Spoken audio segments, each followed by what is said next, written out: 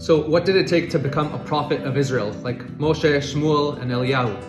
Unbeknownst to most people, there were actually schools of prophecy throughout the days of the Tanach, where people would actually learn the discipline of becoming a prophet. The Rambam explains in this process that it is one of the foundations of our faith that God communicates via prophecy to man. Prophecy is bestowed only upon a very wise sage of strong character and in physicality. Entering a state of prophecy actually was very draining on the physical body. He is never overcome by his natural temptations in any regard. Instead, with his mind, he overcomes his natural inclinations at all times. A prophet basically has an iron will. A person who is full of these qualities and physically sound is fit for prophecy.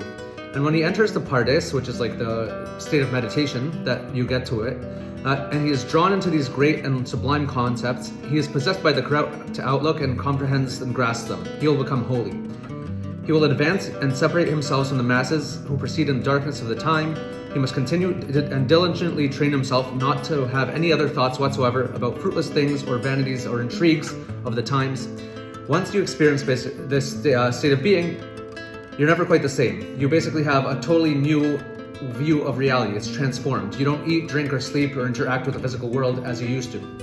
Instead, his mind should constantly be directed upwards towards God, bound beneath God's throne of glory, striving to comprehend in the holy and pure forms, and gazing at the wisdom of the Holy One, blessed be He, in its entirety, appreciating His greatness from them. After these preparations, the Spirit of God and prophecy will immediately rest upon him. When the Spirit rests upon him, his soul becomes intermingled with the angels called Ishim. He'll be transformed into a different person and will understand with a knowledge different from what it was previously. He'll rise above at the level of any other man or wise man, as the prophet Samuel tells Saul after Saul actually prophesies. The Spirit of God will descend upon you, and you shall prophesy with them. You will be transformed into a different person.